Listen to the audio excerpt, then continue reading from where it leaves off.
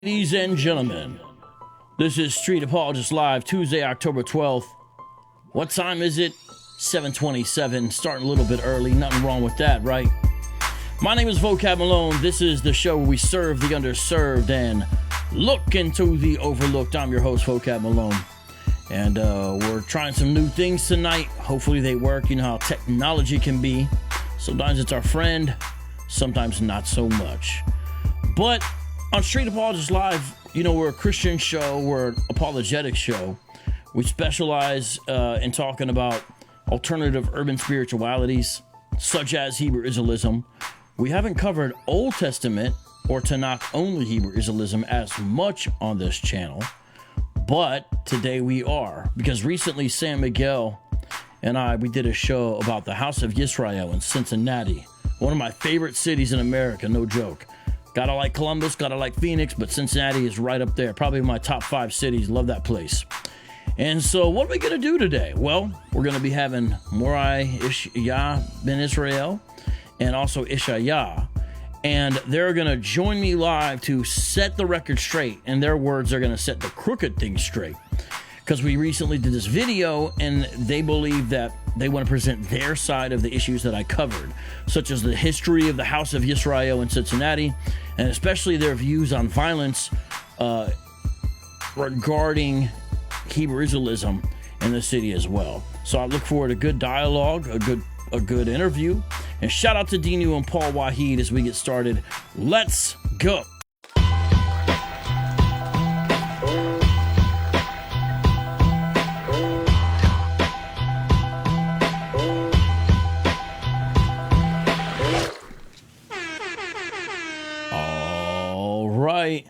Well, we are good. You guys can be seen. We already did our mic check. I think everything's in order. I'm going to let you gentlemen introduce yourselves to the audience, and I appreciate your time and coming on the show and reaching out to me and being willing to give a different perspective to the audience tonight. So thanks for joining. The floor is yours. Well, thank you again to our host. We greatly appreciate the opportunity to come on your show, not only to introduce ourselves to your listeners and to yourself, but we also greatly appreciate the opportunity to respond to the video that went out to us about the House of Yisra'el of Cincinnati, Ohio. Of course, I am the senior moray and spiritual leader here at the House of Yisra'el of Cincinnati, Ohio, 2330 Kemper Lane in Cincinnati, Ohio, located in a town called Walnut Hills. There's many groups here in Cincinnati, 4 in particular that are Torah-based only Israelites, which means we all believe in the Old Testament. And I think I said, praise the mighty Yah, did I? Before I introduce myself, I would first like to say, giving all praise and honor to the Holy One of Israel, the creator of the heaven, the earth, the sea, and all that is therein, by saying hallelujah. And also, I have here one of my assistants, Moray IshYAH, also, who take care of all our technical information and allows us to be able to broadcast all over the world. And you can introduce yourself, IshYAH. Shalom, praise the mighty Yah. I'm IshYAH Ben YISRAEL from the House of Yisrael of Cincinnati, and it's an honor to be on your program. Hallelujah. Thank you. And you guys were saying that in the beginning, maybe 5 minutes or however long you needed, to really just explain to everybody exactly what it is you teach so that we can all understand better. Very good. I appreciate that question. We teach that we are the children of Israel, part of the House of Israel that is written in the Bible. We teach the Old Testament of the Bible, which is Genesis through Malachi. And we teach that we must keep the commandments, the laws, the statutes, and the judgments of our Creator.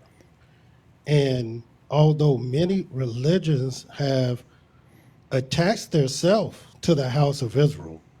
We don't teach any religion beliefs whatsoever. We believe totally and exclusively in keeping the commandments, the laws, statutes, and judgments, as well as the covenants of the Most High. And again, we challenge your listeners and yourself to challenge us on our beliefs. And while we don't adhere to any religion on earth, so we're not attached to any Judaism, any Christianity, any Islamic teachings, or any ism at all. Only the scriptures and only the law. And this is what we teach here in Cincinnati.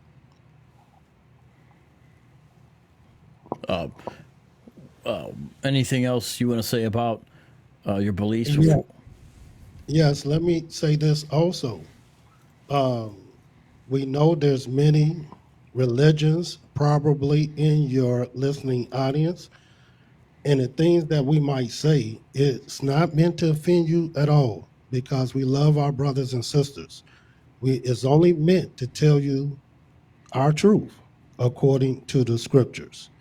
And as I stated before, in the scriptures, the Old Testament of the Bible, it is where you will find the unadulterated word of the Most High. In other words, you will see him speak in the Holy Scriptures, or what you know of as the Old Testament. No other book is designed that way. No other book will you find the Creator speaking to anyone, period. Not even Christ. The only book that is written where you will find the voice and the word of Yahweh is in the Old Testament. And we've studied these books. We looked at these books, and they're void of his word. And this is why we do not practice the various religions that many in the world practice today.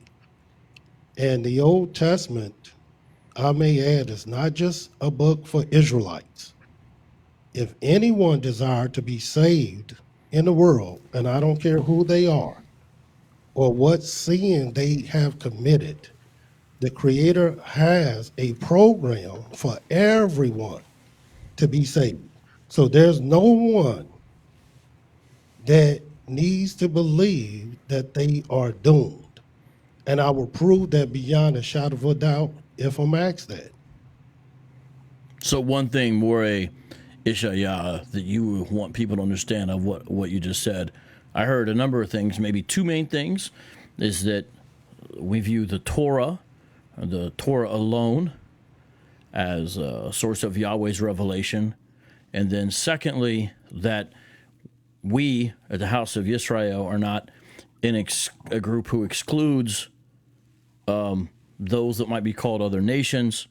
There is a way for them to come in some way and experience salvation. Did I get those two things right, or do you want to tweak those? No, you get those things absolutely correct. So to the audience who is somewhat familiar with Hebrew Israelism, not claiming we're experts or anything like that, we're all students. There's always a lot to learn. Even though there's some things we know, as we talked about briefly, some of this is also new. We haven't dealt with as much or interacted as much with Torah-only groups. Some, sometimes individuals as well. And sometimes, when we deal with one Westers, I understand that's not you, and I want everyone to understand these guys, you don't want to associate them with one Westers for at least those two reasons. Those are distinctives. Torah only. Hear that, everybody? And other nations can be included. Now, do you want, unless there's something else you want to specifically say, I'd love you to be able to follow up on what you mean by a program of salvation for deliverance, regardless of the person, especially what you mean by salvation and what you mean by deliverance, like how you understand those things. I'd love to hear your thoughts on that. Oh, that's good. And I'm uh, prepared to share that with you. Okay. In the scriptures, Hmm. we believe in all, as I stated before, we believe in the law. We believe in the writings of the scriptures, and we believe in the prophets. The prophets teach us in the book of Isaiah 56, and I'd like to share that with you Yes, real sir. quick. In the book of Isaiah 56, and I'll just share one more scripture on the question that's asked me for other people other than an Israelite, how they can be saved and how they can have salvation. And this is what it says in Isaiah 56 and 1. Thus says Yahweh, keep you judgment and do justice. For my salvation is near to come, and my righteousness to be revealed. Blessed is the man that does this, the Son of Man that lays hold on it, that keeps the Sabbath from polluting it, and keeps his hand from doing any evil. Neither let the son of the stranger, and that's anyone other than Israel, that has joined himself to Yahweh speak, saying, Yahweh has utterly separated me from his people. Neither let the eunuch say, behold, I am a dry tree. For thus says Yahweh, unto the eunuchs that keep my Sabbaths, and choose the things that please me, and take hold of my covenant, even unto them will I give in my house and within my walls a place and a name better than the sons and other daughters. I will give them an everlasting name that shall not be cut off. Also, the sons of the stranger that join themselves to Yahweh to serve him, to love the name of Yahweh, to be his servants. Everyone that keeps the Sabbath from polluting it and takes hold of my covenant, even them will I bring to my holy mountain and make them joyful in my house of prayer. Their burnt offerings, their sacrifices shall be accepted upon my altar, for my house shall be called a house of prayer for all people. And then the one other scripture that I would like to read is in the book of Numbers, the 15th chapter. And this is what it says. As soon as I grab it. Numbers, what chapter? Number 15. Numbers chapter 15. All right, Yeah. everyone. So we just read from Isaiah 15. 56. And now we're Mhm. going to read from Numbers chapter 15. If you have your Bibles electronically or paper. And I want everyone to know that this be broadcasted on a few different platforms. We're on Facebook Live in two different places on Facebook. We're also, for the first time, on Street Apologist Live on YouTube. And I believe House of Yisra'el is also broadcasting this from their YouTube channel. And I just wanted to let everyone know that. And I believe we should be on Twitter too, I think. And I think that's all the places we are today, unless I'm missing one. But okay, I'm here. I'm here if you're there. Yes, Numbers 15, and I'll just read start at the 14th verse. And it says, and if a stranger sojourns with you, or whoever is among you in your generations, and will offer an offering made by fire of a sweet savor unto Yahweh, as you do, so he shall do. One ordinance shall be both for you of the congregation and also the stranger that sojourns with you, an ordinance forever in your generations, as you are. So shall the stranger be before Yahweh. One law, one manner shall be for you and for the stranger that sojourns with you. So, according to the word of the Most High, and I said Yahweh has a program for other people other than Israel that they can have salvation also. And the program is called the law. The program is called his covenant. The program is called his Sabbaths. And if they join themselves unto the Most High by keeping his Sabbaths, by entering into a covenant with him, as Israel is, so shall the stranger be also. And so this is a way where other people can also be saved by the Most High. All right. So Isaiah 56 and the passage you just read in Numbers 15, those are sometimes passages we bring up to our One West friends, with the exception of GOCC, to show them something similar. And it's interesting. So with our One West friends, although they're not very friendly to us sometimes, but with our One West friends, we hypothetically agree that Yeshua, or they would call him Yahushai, Yeshua is Mashiach, or the Messiah. Now with you, that's something that we're not agreeing on. You would not agree that Yeshua is the Messiah, but would agree about strangers being able to, even in the Old Covenant, which you would describe as a Torah, even in the Old Covenant, being able to be joined to Israel in some way. You're not necessarily Torah only? Are you Tanakh only? The whole Tanakh? Because you read from Isaiah.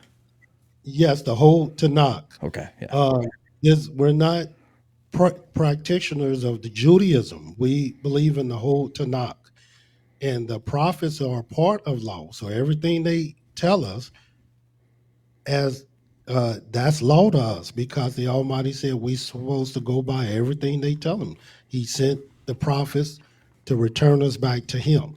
And so the prophets are as important to us as the law is, because they sent us to teach us the law. So when you say Torah, you include in Torah the larger works of the Tanakh, Judges, Ruth, Isaiah, Jeremiah, all that. That's correct. The book of Esther, as well as many of the other books, Kings, Chronicles as well, the book of Samuel. Yes. Okay, so that's important for everyone to understand, because I think at one point when I said Torah, only people may have understood that as first 5 books of Moses, but understand, I think the way we look at it is being Tanakh only. But based on something you just said, Moreh, it sounds like you would reject the Midrash and you would reject the Talmud. Am I right about that? That is correct. Any other book. And yes, those books are included. So rejection of the New Testament, rejection, of course, I guess the Kabbalah, but just in English, 39 books. I know it's not the same count when you do it in Hebrew, but the 39 books as far as in the English canon. Is that right? That is correct. That is correct. So we don't practice the Hadiths or the Quran or any other religious book or any other religion, period. That is correct. Now, I think that's a good start, so people will understand where the House of Yisrael is at. A couple people do have questions in regards to the Messiah. Justin Lee Chambers is in here. He has a question about that. So I know that you would say it is not the one you guys call Yeshua. Could you share your views so we understand, though, what do you think about the Messiah? I've heard some, I'm not saying you, I've heard some Tanakh only Israelites say it's actually Joshua, and I've heard others say he's still forthcoming. But could you share what you believe is the best stance to have in regards to the Messiah or Messiahs, depending on how you break it down? Yes, and I appreciate that question also.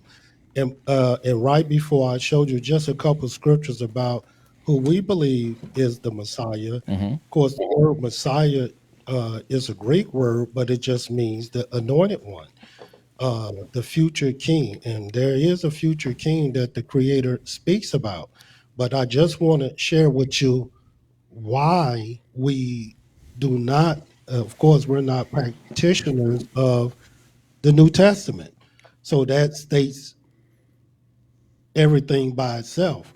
However, but why? In the book of Deuteronomy, the 24th chapter, the 16th verse, it reads, it says, the father shall not be put to death for the children, neither shall the children be put to death for the fathers. Every man shall be put to death for his own sin. So regardless if you call yourself an Israelite, a Christian, or anything, when you practice the New Testament, you also believe someone died for your sins. And according to our law, no man can be put to death for any man's sin. Every man is put to death for his own sin. You also find this in the book of Ezekiel, the 18th chapter, the 20th verse. Just another reference point. And then also in the book of Isaiah, the 43rd chapter, just read that real quick. And this is what it says in the 10th verse. You are my witnesses, said Yahweh, and my servant whom I have chosen, that you may know and believe me, and understand that I am he. Before me there was no Elohim form, neither shall there be after me. I am Yahweh, and besides me there is no Savior. So the Creator made it crystal clear all through the Holy Scriptures that he was the only Savior, and no man can die for another man's sins. Now, who is this Messiah that is stated by the Most High by name? And see, with us, you don't have to guess. The name is stated out of the mouth of the Creator. And I'll read that name to you in the book of Ezekiel, the 37th chapter. And this is what it says in Ezekiel 37. Let me get it. Speaking of the future Messiah. Ezekiel 37. Ezekiel 37 is one of the many places, and I may add, this person I'm about to read about is already dead. And they talk about someone coming back, and let me show you who Yahweh said will come back.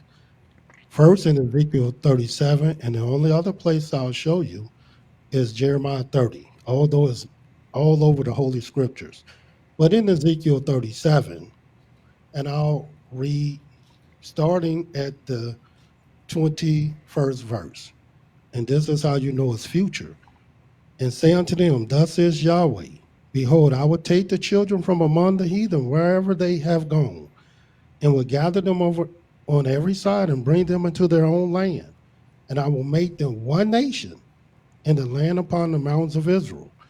And one king shall be king to them all. And they shall be no more two nations, neither shall they be divided into two kingdoms anymore at all. Neither shall they defile themselves anymore with their idols, nor with their detestable things, nor with any of their transgressions. But I will save them out of all their dwelling places wherein they have sinned, and will cleanse them. So shall they be my people, and I will be their Elohim.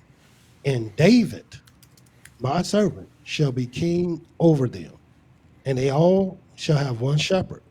They shall also walk in my judgments and observe my statutes and do them. And they shall dwell in the land that I have given unto Yaakov, or Jacob, my servant, wherein your fathers have dwelt.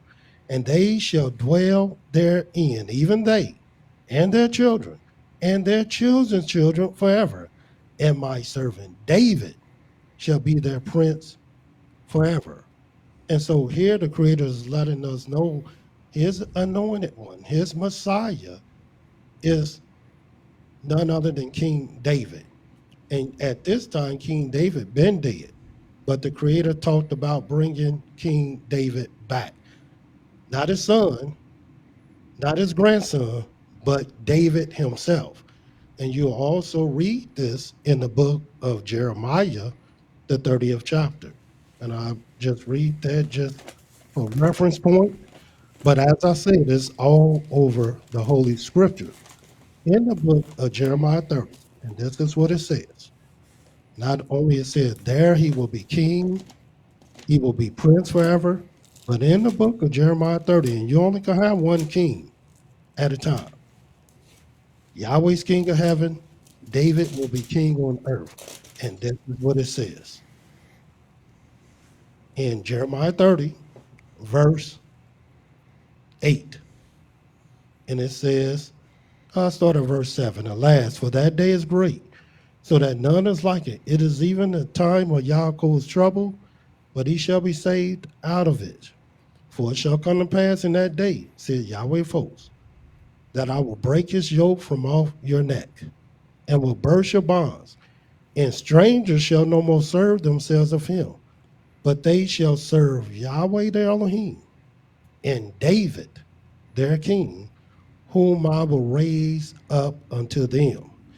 So the Creator talked about David in Jeremiah, in Ezekiel, as well as in Micah, and many of the books that we know of today as prophets.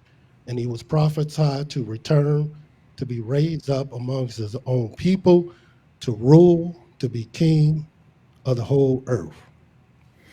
So would you think, more IshYAH, that explanation answers, for example, Psalm 16, 8 through 11, in regards to David? It says, I saw Yahweh always before me, for he is at my right hand that I may not be shaken.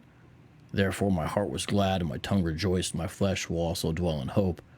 For you will not abandon my soul to Hades, or let your Holy One see corruption. You have made known to me the path of life. You make me full of gladness with your presence. So just like Peter said to the Israelites of his day, he said, well, Patriarch David, he's died. He's buried. His tomb's right over there. And so because of that, that would eliminate David as being the Messiah being prophesied of here. Or do you have an alternative explanation? Especially Psalm 18. I'm sorry, Psalm 16, I said. Psalm 16, sorry. Psalm 16, especially verse 20. Verse 10, especially. Psalm 16, 10, especially. Well, let me get there to Psalm 16 and 10, because I was not there when you was reading it. And I'll read the 10th verse again, but I already know the verse. And it says, for you will not leave my soul in hell, neither will you allow your Holy One to see corruption. In other words, this when most people die, they do see corruption. And David is saying, you're not going to leave me destroyed in the grave. The word hell just come from the Hebrew word sheol, which means grave. And so at some point in time, the Almighty had already took David with him. And so when in the book of Jeremiah, the 30th chapter, it literally says that he was going to raise David up to be king forever. That's what it says in Jeremiah 30, verse 8 and 9. And then it also lets you know he only have one Messiah. And you'll read about this in the book of Psalms 89, if I may read that. Psalms 89. And watch what this says. So it seems you're saying you think that Psalm 16, verse 10, speaks of a future resurrection of David. That is, in other words, David himself is letting us know, letting the readers know that the Almighty will not leave him in hell. He already knew that he will come back even after his death. And there's many songs. You read Psalms 49, he's saying the same exact thing. And we can take time to read that as well, if you don't mind. But in Psalms 89, this is what it says in the 19th verse. Psalms 89. In many of these songs, 72 different songs was written by David. Now, they will attribute a lot of songs to David that he didn't write. His servants wrote them. Other people wrote them. But 72 of them was written by David.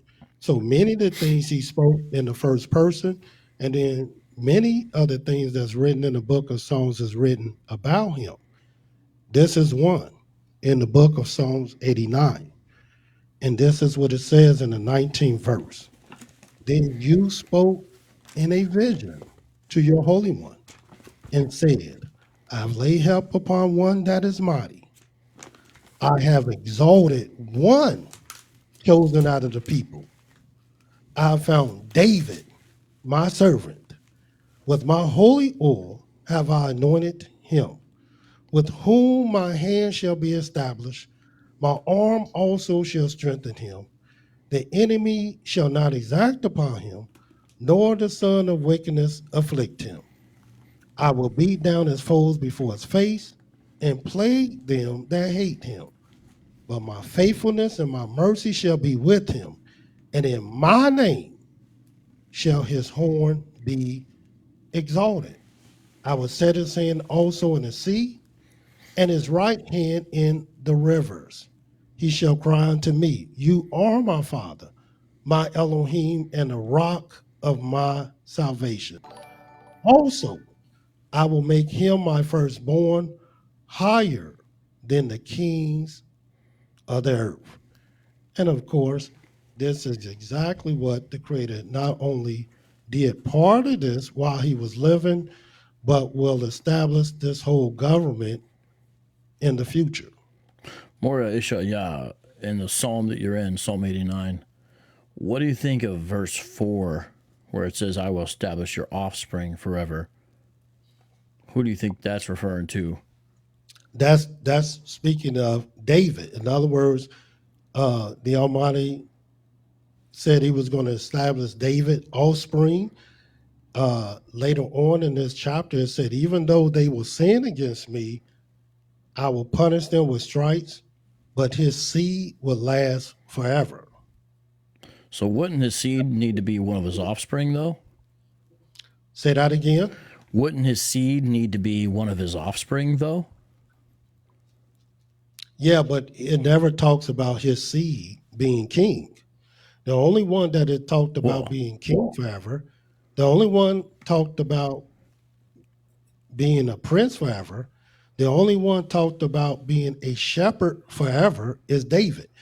None of his seed is talked about being forever, only with conditions. And all the seed of David, every last single one, from Solomon on, they all sin. This is why we're in captivity today. Well, yeah, but including, of course, David himself.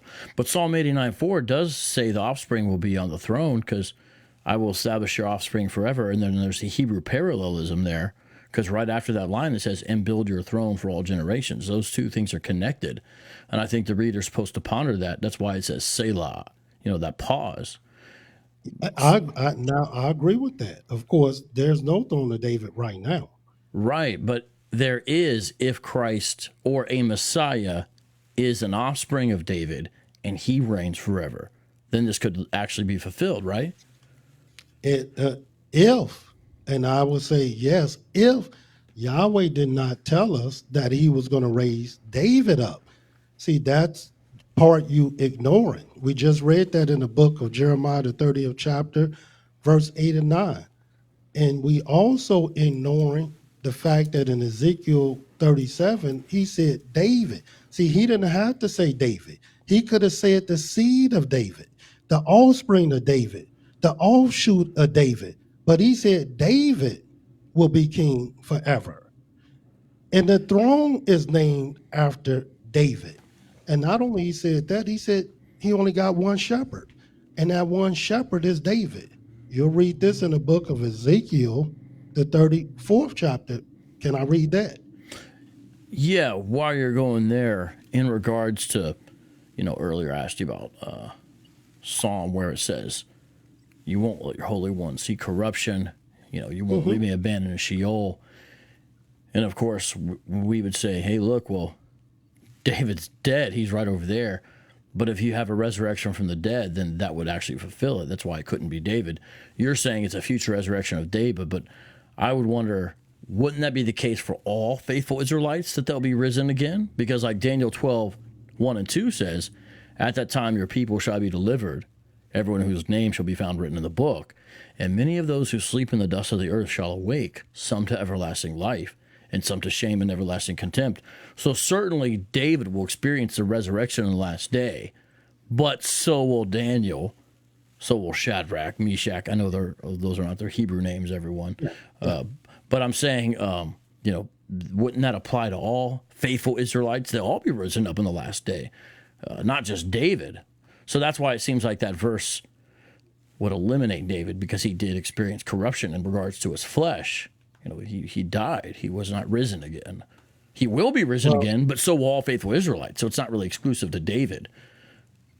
yeah, you're absolutely correct that all faithful Israelites will return, will come back. The difference between David and other Israelites is David will return as king.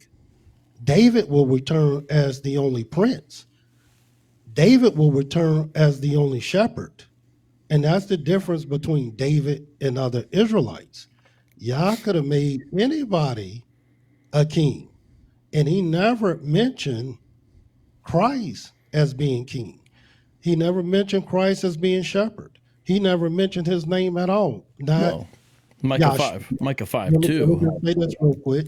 Not as Joshua, not as Yahawashah, not as Christ, Jesus, or any other name. No time did the Creator mention his name, not even one time.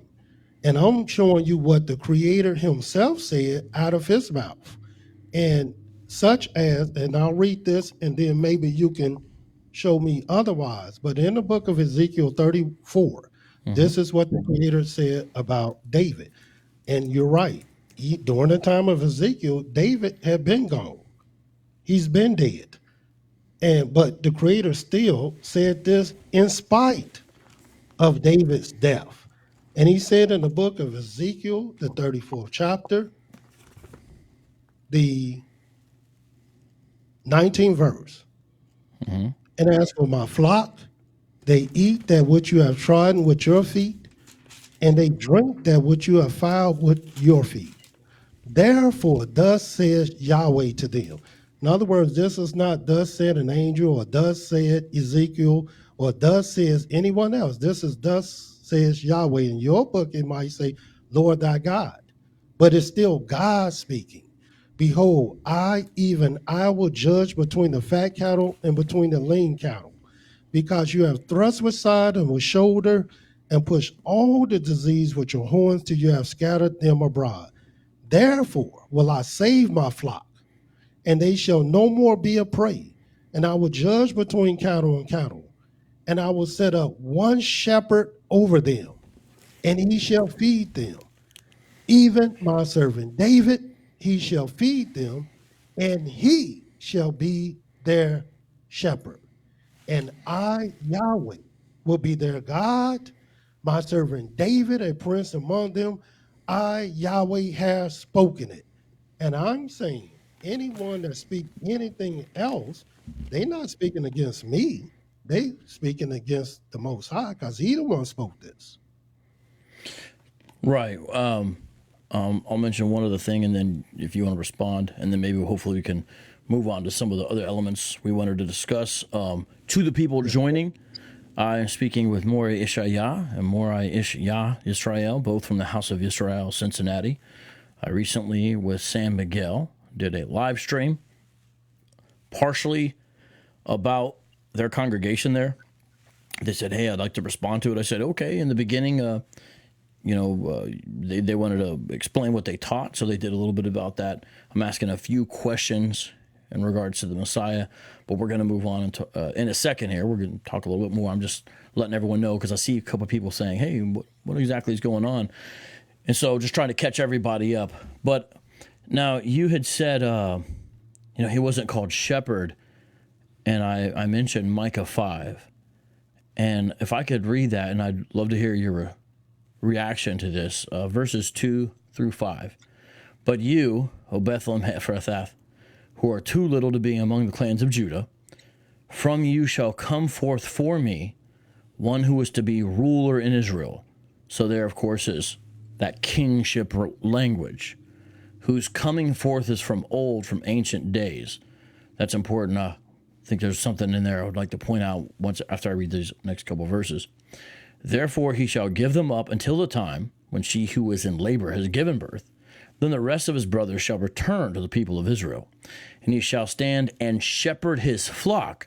So this king is also described as a shepherd, in the strength of Yahweh, or of the Lord, as the translations sometimes say, and the majesty of the name of Yahweh, his Elohim, or Lord his God, as sometimes the translations say. And they shall dwell secure, for now he shall be great to the ends of the earth, and he shall be their peace. So that last line is important because Yahweh in the Tanakh is described really as a sole source of peace for Israel and all peoples. This is one reason that I think it makes sense to say, this doesn't just sound like this is David, but a Davidic type ruler. Of course, they're born in the same place, and that's why there was expectation during Second Temple Judaism, the first century, that there would be perhaps a Messiah, and if he was born, he would be born in that place. But if you look, what's very interesting is 5:2, this phrase, whose coming forth is from of old, from ancient days. Because someone might say, well, that's just an old lineage. David has an old lineage. That kind of idea. But this phrase here, Mikadim, can refer to eternity past. I'll specifically give you the examples of Psalm 74:12, Habakkuk 1:12. And so this time-related expression that we see, Ancient of Days, or in Hebrew, Meme Olam, refers to also going way back, ancient. And so when you see Ancient of Days, when you see from of old, and then when you see origins, which is matzah, coming out, you see those things, and that seems to predict a divine origin for the Messiah. I've never heard in the Tanakh King David described in these ways. I've heard him described as a shepherd, as a king. We would agree on that. But I've never heard David described as a source of peace for Israel, like Micah 5:5 says. And I've definitely never heard David described as having ancient origins, from of old, from ancient days. And so within that, the reason I brought that up is because you said this other Messiah you guys are talking about, meaning, like us guys, he's not described as a shepherd or a king. Well, in Micah 5:2-5, he is. But you would still say this is David, I imagine? Is that correct? You'd still say this describes David, even though it says coming forth from of old, from ancient days, and described as their peace? Yes, I would say that's David. And of course, I know you would say otherwise. That's why the first thing I did was went to places that absolutely said David. And see, anyone can look at this and interpret it two different ways. But how can you interpret different when the Creator himself said David will be king? David will be raised up. David will be the one shepherd. David will be the one mighty one, the one anointed. And you talked about the divinity or the divineness of someone returning or coming back, or the divinity of an individual that may or may not be a man. Yes, it talk about David in that way as well. The scriptures say David was a man after Yahweh's heart. And I don't know how closer you can get to the Most High than a man after his own heart. And so this is what David was. But let me show you a scripture in the book of Zechariah that talked about this David that we're speaking about now. In the book of Zechariah, the 14th chapter, I think it is, and we're just going to read this about David. And I'm going to read the Zechariah 14, everyone. And notice, everyone, we're having this interview, we're having this discussion, but notice that Zechariah, the 12th chapter. we're able to discuss Zechariah 12, actually, everybody. Yeah. Notice we're able to discuss these things, and clearly we don't agree. But notice, no one has to call anyone names. No one has to say anything disrespectful. No one has to insult anyone. No one has to... Do you guys notice this? Even though this is an interview discussion, during this part, we're disagreeing. But notice that it doesn't have to be wild. And so I think that's a good, healthy example of what dialogue could be. And I would like to hopefully see Christians and groups that are associated with Hebrew Israelites, hopefully both sides, I'm saying, model things like this more, hopefully. So go ahead, and this will be the last part, and then we'll move on to some of the history and things in regards to the last broadcast. Go ahead. I'll let you have the last word, though. Very good. And I also agree 100% with you that this is how dialogue should be with brothers. And we don't have to have this animosity and hate and vile and problems with each other. All we have to do is just state our beliefs, and if we don't agree, then we still love each other. But one day we will. One day the crooked things will be made straight. And that's the work of the Most High. But in the book of Zechariah, the 12th chapter, this is what it says in the 7th verse. Yahweh also shall save the tents of Judah first. Judah, as well as the other tribes of Israel, scattered all over the earth today. The original tribes, not some religious tribes, that the glory of the house of David and the glory of the inhabitants of Jerusalem do not magnify themselves against Judah. In that day, Yahweh shall defend the inhabitants of Jerusalem, and he that is feeble among them at that day shall be as David. And David was this strong warrior during his lifetime. Then it says, and the house of David shall be as God, or Elohim, as the angel of Yahweh before them. And so what I'm saying is, this divine person that you're looking for, I'm saying is David himself. And the Creator talked about bringing him back by name, not his son, not his offshoot, not his nephew, but him himself, all over the scriptures. And so this is the Messiah, not that I just believe in, but it's the Messiah that Yahweh himself spoken. All right. Thank you for that. Now, that was a good exchange, but let's move on to perhaps something more contentious. Doesn't mean that obviously it has to be crazy, but I know that you said there were some things in the live stream I did on the young man who had choked and punched a woman and then shot at her feet, and apparently a year early shot at 2 other people in a car.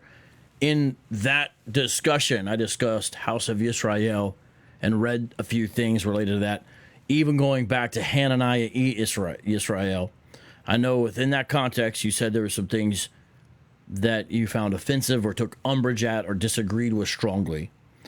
And if you could share what those are, I think we set a good platform, a good stage so far, and to be able to say what those things are and why it is you disagree, and we'll hear you out. Oh no, and I appreciate that once again for the opportunity for us to talk with you about this. Of course, the caption was the House of Yisra'el of Cincinnati, the violence in the House of Yisra'el of Cincinnati. And so it was alleged that this violence that one of our brothers here in Cincinnati was committing or alleged to have committed, he got that from the House of Yisra'el of Cincinnati, not from his family, not from his upbringing, not from public school that he might have been in or any other institution that he might have been a part of, but yet it was alleged that he got it from the House of Yisra'el of Cincinnati. Likewise, with the founding people here in Cincinnati, you spoke of Hananiah. Mm-hmm. Of course, there was a man named Reginald Chenault who killed Martin Luther King's mother. Mm-hmm. And he never said the House of Yisra'el inspired him. He never said Hananiah inspired him. He said he had a vision from God. And that's why he did what he did. And our teachers at the time, one in particular, my specific teacher, Moray Elisha Israel, who founded the House of Yisra'el in 1967, if I'm correct, in 1968, who I was a student under, he spoke about this in an interview in 1972, not only condemning the killing, but also told us and many others how this couldn't have been from the Most High. So this was nothing that the House of Israel supported at all. Although Reginald Chenault was a part of the House of Israel, as well as Elijah Israel was part of the House. He was not an active member of the House of Israel of Cincinnati during these alleged things that was said about him. We don't know if they're true or not because he hadn't even been to trial yet. But nevertheless, he still is not an active member of the House of Israel. But even if he was, it was alleged that this came from us and our teachings. And I think that was dishonest when you don't know where he got his philosophy in killing from. But we know it didn't come from the House of Israel of Cincinnati. So, Hananiah Israel, you don't feel had any role in what Chenault did. You're saying that because Chenault seemed to indicate that Hananiah was saying basically there couldn't be progress amongst the community until the ministers were out of the way. But you're saying... Well, and I'm saying if this was true, you honestly believe that Chenault would be the only person that went out and tried to kill pastors, Christian pastors, and other pastors? And do you honestly believe that there hadn't been no Israelite trying to kill, not from Cincinnati, trying to kill any pastors? In other words, if he was that influential to have one person do it, why not two? Why not three? Why not a group, as done in other religions, like Christianity, like Islam? And so, but he himself said he had a vision from the Most High.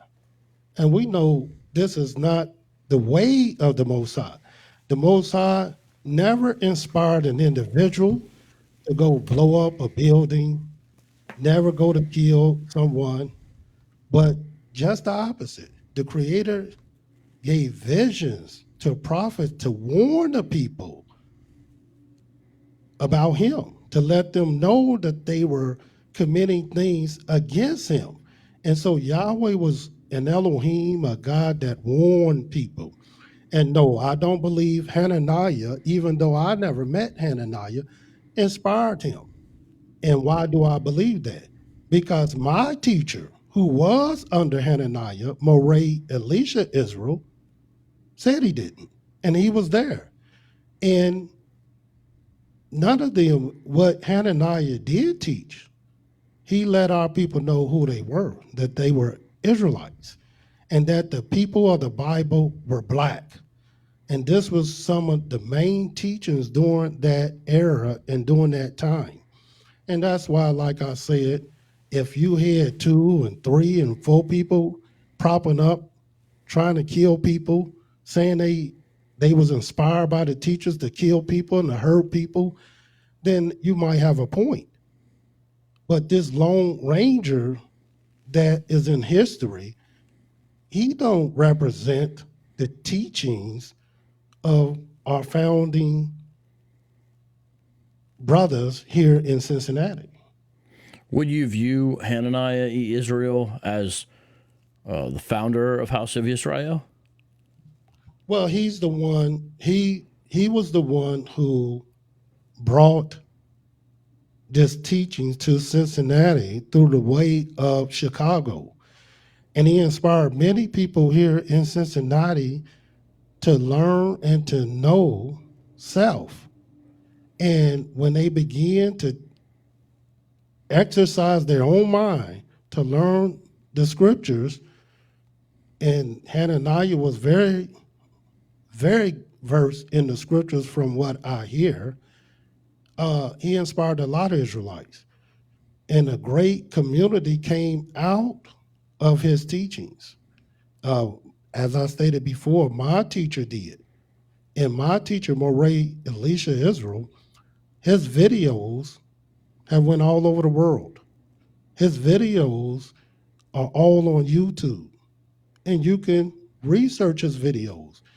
And not one person was inspired to go kill anybody from his teachings, not an Israelite, because this is not what they teach. They taught the truth. They taught how the Creator hated oppression, hated violence, hated hatred, except for evil. The Almighty teaches us to hate evil. But there's not one individual in the scriptures that Yahweh told us to hate. Not one individual. So in July 8th, 1974, the New York Times had an article that was Chenault's Road to Atlanta and Tragedy. This was on a Monday. And then it follows up. It continues on another page, paved by a bizarre interpretation of the Bible. And I'll read what is here, and then you can respond to it. Here's what it says here, under a section called The Real Truth. Apparently, Mr. Chenault's exposure to the philosophy of Mr. Israel was crucial. Mr. Israel, a 70-year-old recluse and self-taught theologian who lives in a two-room apartment in the predominantly black Avondale section of Cincinnati, set out to persuade a small group of young blacks that black ministers were the enemy of black people, getting rich off the community. This, the young men were told, was the real truth. Mr. Israel taught that blacks were a lost tribe of Israelites, enslaved by whites and misled by the Christian teachings of black ministers, that only the death of all black ministers would make blacks free. So you're saying Hananiah Israel did not teach that? Or he said that, but then he didn't tell people to kill them? Are they describing his teaching wrong? Do you know for sure if they are? Because, hey, I'm not claiming New York Times is God's word. I'm just saying, is that an accurate or an inaccurate description of what he taught? Well, as I stated before, I never was under the teachings of Hananiah Israel. Only learned about him just like you, and that's second and third handed. Right. But first hand knowledge of his teachings came from my teacher, who was under Hananiah, who became also one of his teachers. And I'm saying this is nothing that my teacher, Moray Elisha, is described about Hananiah, and there's nothing that he taught. But he talked about the case of Reginald Chenault, and to be quite frank and honest, he just said he was a lunatic. Now, as I stated before, if you had another example of someone claiming that Hananiah taught them to kill black pastors, to hurt black pastors, and to do anything to black pastors, Christian pastors, or anything like that, then I can see a pattern. But just to go by one person, I know you're not doing that, and because this was reported in the New York Times, but this is something that they will do anyway. Oftentimes, they will make black organizations, whether they religious or not, they will make us the enemy, and they will make us bad and hate groups, such as the Black Panthers and SELC. These are mostly Christian organizations, but they will make them bad. And if something bad happened, then they will highlight the bad, but they wouldn't talk about nothing good. And so they talked about this one particular situation, and then they put it all on Elder Hananiah, Moray Hananiah. And I'm saying this is not the person that I heard about through my teacher. Yes. Now, we don't have a disagreement about a tendency of the press to do exactly what you're saying. I think even probably more so explicitly then. I'm not saying they don't do it anymore. Just sometimes it's less explicit. So I don't disagree with that. I'm just trying to get at what's what, because then it describes some other gentleman from Dayton. Now, they may have only been connected to Chenault. This is where there's gaps in the information, but I'll read this other section and see your response to this. Here's what it says. Because, I mean, it is a pretty big thing about what happened. I mean, that's a big deal to go into Ebenezer. She's playing the organ, you know, shoot her. I mean, it's going to get some attention, but at the same time, I understand what you're saying. So here's what the other part of the article says. Other members of the group explained in interviews that when Mr. Chenault killed Mrs. King, he was carrying out an order of, quote, the Most High. Walter E. Brooks, a tall, thin, former schoolmate in Mr. Chenault at Ohio State, became the pupil of Mr. Chenault and is now teaching the truth to several other young men in Dayton. According to the philosophy, Mr. Chenault was not responsible for the death of Mrs. King because the act was not his choice, but was preordained 2,000 years ago, as was everything that happens today. Mr. Brooks said that Mr. Chenault's task was incomplete because, quote, there were 10 names on that list, end quote. He said it was the will of the, quote, Most High, end quote, and that the task be completed and that, quote, agents of the Most High, end quote, would be called upon to do it. He uses his children to do his work, Mr. Brooks remarked. Every man with reverend in front of his name is in trouble. God is going to kill them all. They are already marked. It was planned 2,000 years ago. And then it's strange that he said that and followed it up with this. But we are nonviolent. We are the most peaceful people on earth. That was to me, that seemed it's a strange thing to say after what he said. But do you know anything about Walter Brooks, for example, or the men in Dayton? Are those men not associated with Hananiah? They were only associated with perhaps Chenault. Do you know anything about that? Because it seems it was spread past Chenault, is I guess what I'm saying, at least by some of the quotes I read here. Yes, and I'll let after I respond, I'll let Moray IshYAH talk about it a little bit. However, it sounds like a contradiction to me about killing people and then saying we're not violent. That's a contradiction.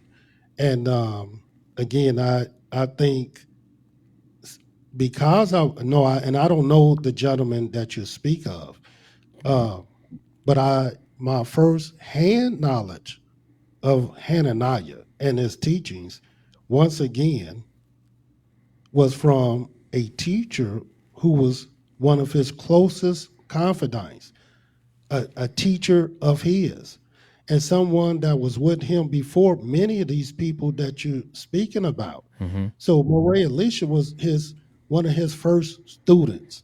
Right. And one that he trained more than anyone else, that went on to teach after Hananiah died, during the time that Hananiah lived. And at the time, we only had one Israelite congregation in Cincinnati. It wasn't until after the death of Moray Elisha Israel where people began to split away.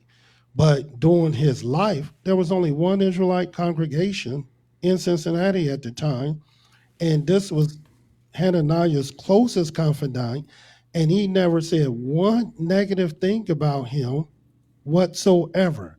Their disagreement on the scriptures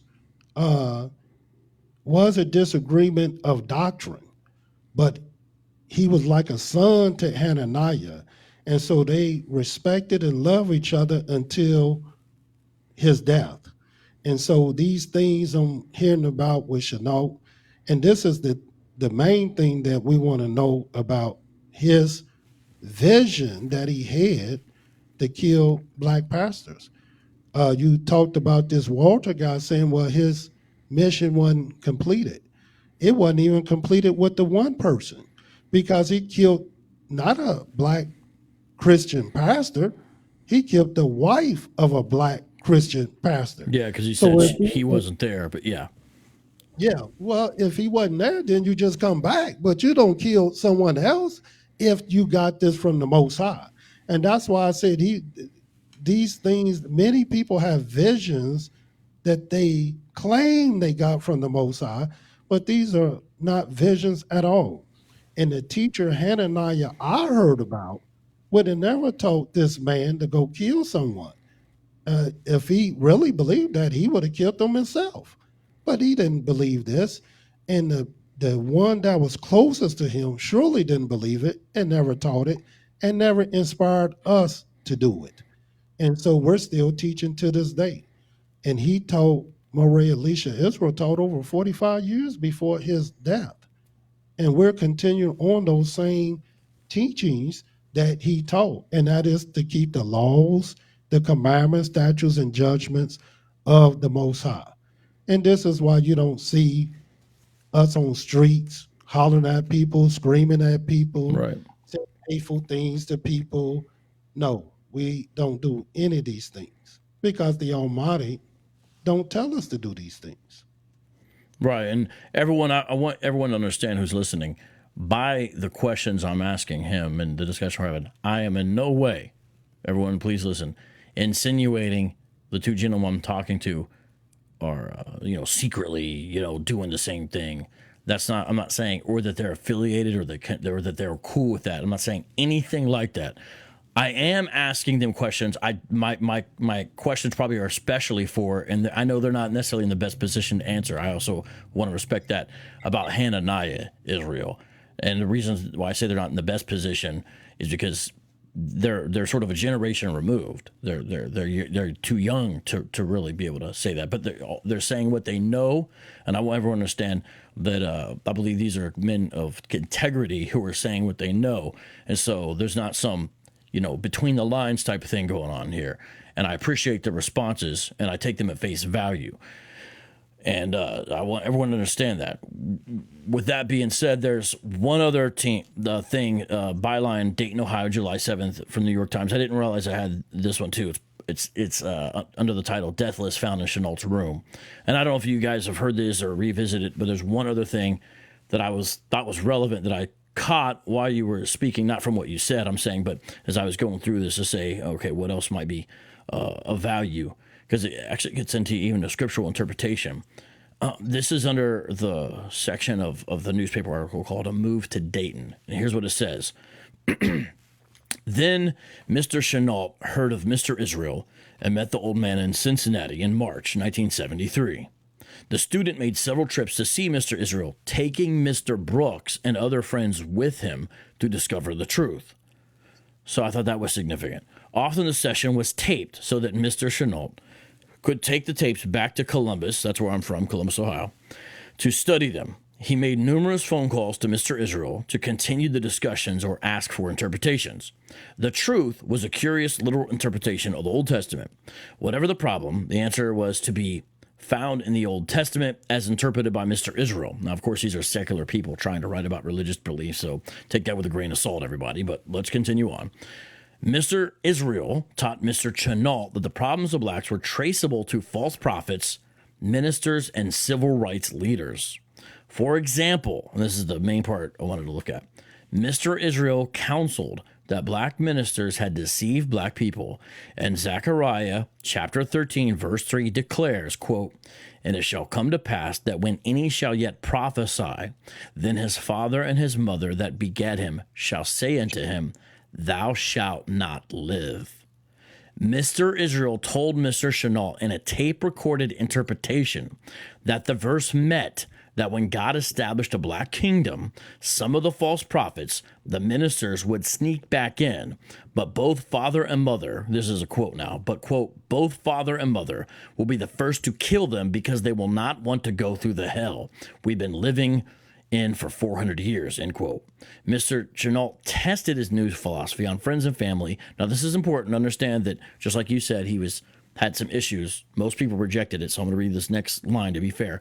Most of them rejected it outright and never took seriously his threats against black ministers, and he even met resistance at his home there. But the reason I say that is, if this is true and accurate, they're saying it's recorded, you could see how there is some kind of a connection, because this is basically death to black pastors, death to civil rights leaders. In the case of King's father, he would sort of fit the bill of both, because we know that was the real target.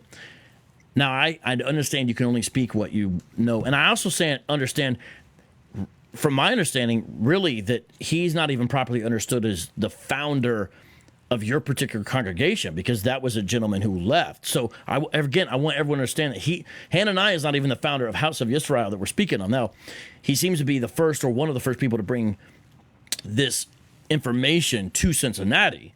But that doesn't mean he's the founder of this particular congregation. Again, I want everyone to be clear about that.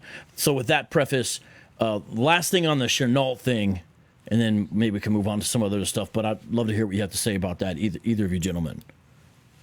Yes, and the only thing I would like to say again, once again, I hadn't heard any tapes. I don't know of any tapes. I hear the New York Times quoting a lot of things. And we do have a lot of people in our Israelite community that came under the teachings of Hananiah. And so we're not oblivious to the things he taught and the people he taught and the inspiration that he had in our community. As I stated before, I don't know how much firsthand knowledge you can get other than being there, right, from one of the teachers that taught with him. And all the people that I know in our community, not only they don't believe this thing that Chenault did came from Hananiah, but this is not how they describe Hananiah, Israel, period. And as I stated before, the one that I come up under, who founded the House of Israel, never, ever. He did and I wish I can find it, and it's a possibility that I made. It was on Reel to Reel, and our beloved teacher brought the Reel to Reel to class for us to hear the interview that he himself did on Reginald Chenault.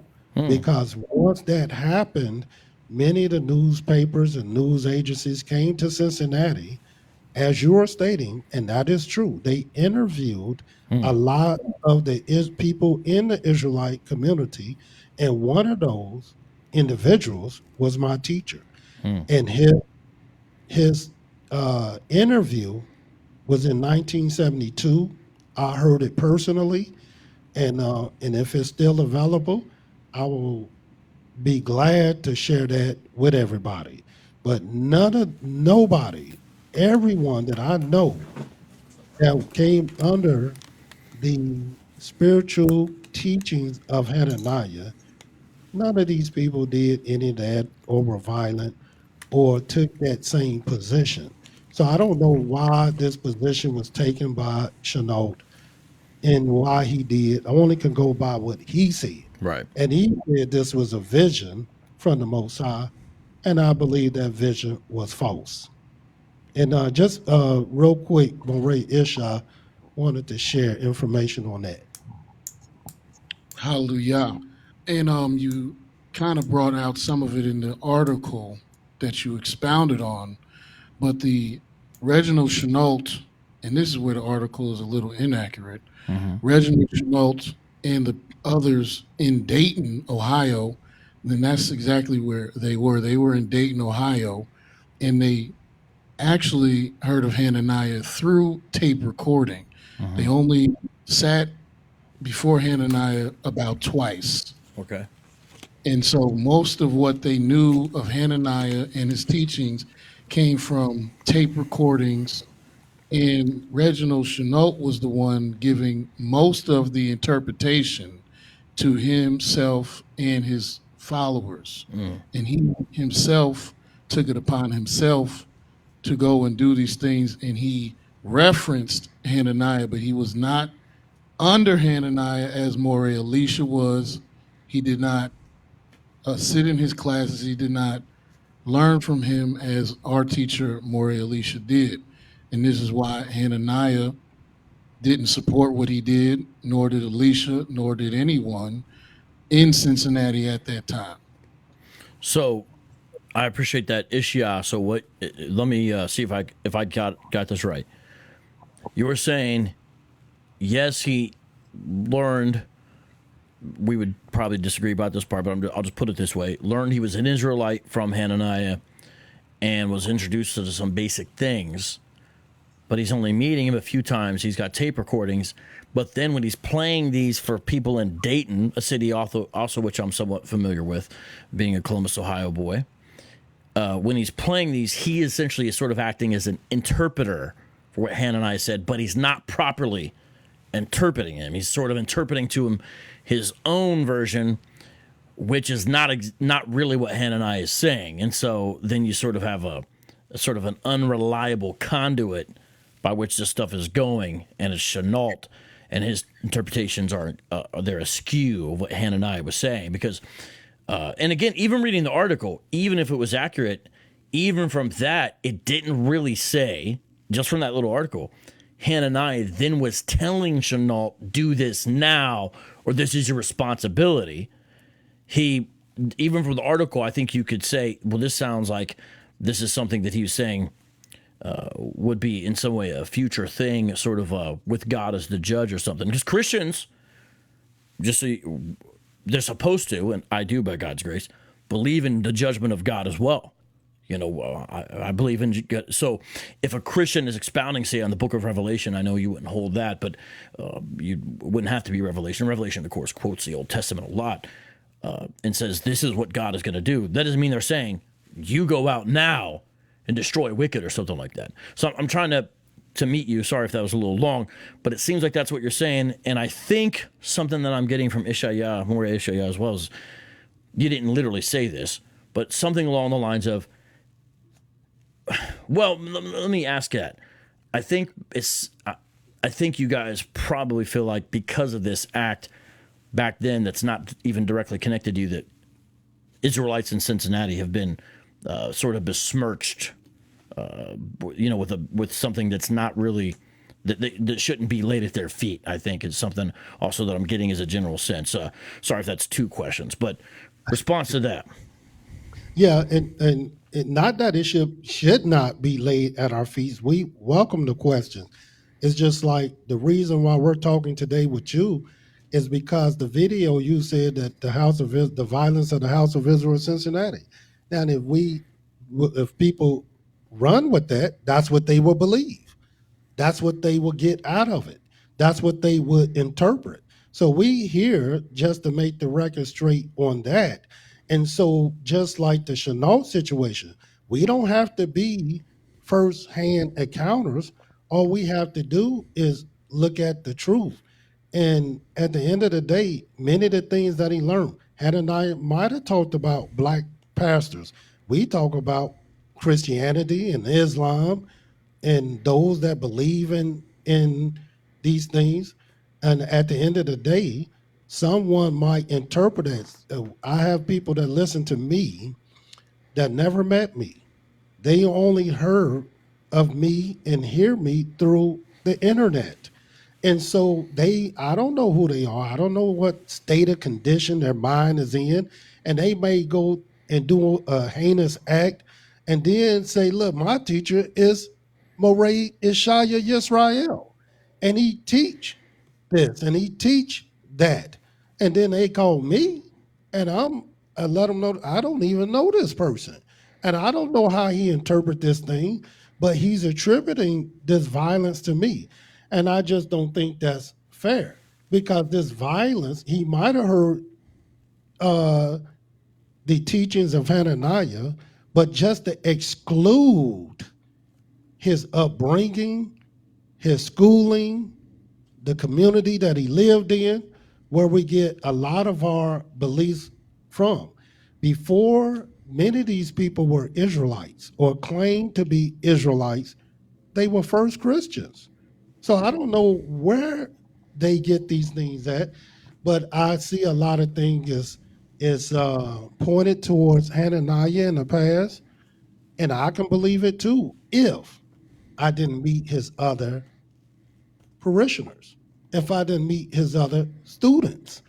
And when I met them, and some had firsthand account knowledge, no, they condemn this act greatly. And that's why you don't see these violent acts coming from the House of Israel of Cincinnati.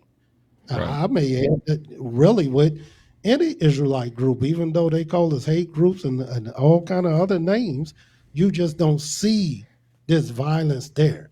You see individuals doing things, but you don't violent things, but you don't. It can't be connected to our institution where we teach the Most High. Unlike other religions, you can connect it to that, but not these individuals. Appreciate that. What about, so moving on past Chenault, what about in regards to IshYAH Yisrael? Now, you know, you're saying it's alleged he hasn't, it's not, hasn't went to trial yet. You're saying that, because that's a current case. And I obviously, this behavior, punching and choking a woman, shooting at her feet, allegedly shooting at two people a year prior. Obviously, that's not something that would be, good. It obviously violates the 10 Commandments, for example, violates love your neighbor, all kinds of things. Unless there's some kind of, this is self-defense, but the first one really doesn't sound like it. But if you can speak on that, so you did say, hey, he wasn't an active member, but we know who he is, or he came here. I guess I think he's close to where you're at, Walnut Hills. But what about that? What would you want people to know about the IshYAH Yisrael situation? I know it's sensitive because it's kind of current, so I don't want to get you to say anything you don't want to say, if you know what I mean. But what you feel comfortable saying. Oh yeah, we won't hide anything. And this is one of our brothers. And the only reason I use the word allege, because in this country, you innocent until proven guilty. So I just said alleged, and it just to give him a benefit of doubt until all the facts come out. Of course, we don't support any of the things that is alleged. He's not from Cincinnati. He's not from Walnut Hills. He's actually from Columbus, Ohio. Oh, really? That is correct. So it's from my area. Yes, one of your brothers. I wonder where he went to high school. In all seriousness, I wonder where he went to high school at. I wonder if we went to the same high school. If he's from Southfield, then we went to the same high school, Marion Franklin. I'm just curious where I wonder. Anyways. Right, and I couldn't tell you, but I can tell you this about our brother, is that he's from Columbus. His mother still resides in Columbus. He learned about the House of Yisra'el first in college at Central State University. Oh, he was at Central State. Yes, and he also was at Clark Atlanta University. Okay. So he went to both schools, colleges. And I don't know where the violence turned from or turned to. However, he, as I stated before, was not an active member of our class for years. Even though he's still our brother, but he just hadn't been an active member of our congregation. And but I just can say alleged with him at this time until all the facts come out. But we don't support choking no women, doing anything to women, killing anybody, unless it's for self-defense. Right. But no, we don't support any of those things. Of course, my brother, he know we don't support any of those things. And these things should never have been attributed to the House of Yisra'el Cincinnati. And that's the only point that we wanted to make, not even about our brother IshYAH Israel, but it was attributed to the House of Yisra'el as if we inspired him to do something. And this violence came as a result of what we teach. And that's just far from the truth. We got a commandment in the 10 Commandments that says, thou shalt not bear false witness against thy neighbor. We're your neighbor. And I'm saying we should have been given the benefit of doubt call. Look, I hear this and I hear that. Is this come from you all? and we would have told you no. And we still could have talked about it. But even though it was alleged that it came from the House of Israel in Cincinnati, this is totally not the truth at all, not even close. Not the Shiloh as well as Elijah Israel. And we condemn all that. And but I'm short of condemning my brother until all the facts come out. I respect that. That makes sense. Last case that I brought up was the situation with the 5-year-old. Do you remember? Because I also spoke about that as well. That is correct. And I heard about this case, and some of the Israelites in our community shared with me that they were even at the trial. And so of this particular situation and case, I don't know a lot about it, but I do know this. That case, as well as the other cases, it was not born out of what we teach here at the House of Israel, not today or yesterday. It's just not born out of our teachings at all. We condemn these things. If anybody in our congregation or in the past congregation did these things, they would no longer be a part of our congregation, let alone be in criminal, right, in the courts. But they those wouldn't be were students of Hananiah Israel, though. Michael Austin and Janet Arrington, they were students of Hananiah. Yes, that's a possibility.